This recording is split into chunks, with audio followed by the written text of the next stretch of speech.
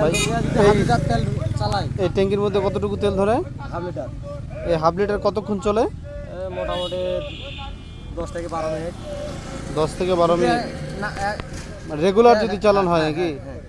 আর যদি রেগুলার না চালাই 20 মিনিট 25 মিনিট যাবে।